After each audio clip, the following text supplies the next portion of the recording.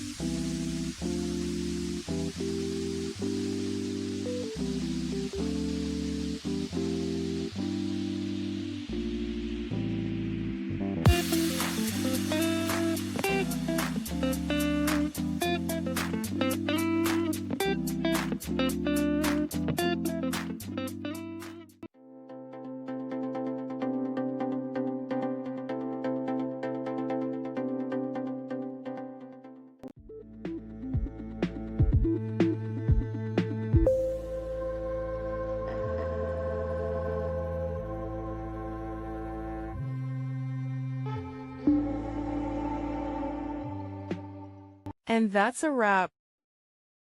I hope you found the answer you were looking for. If you did, take a second to hit that subscribe button. It really helps out.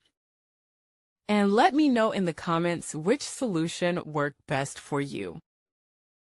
See you next time in the debug zone.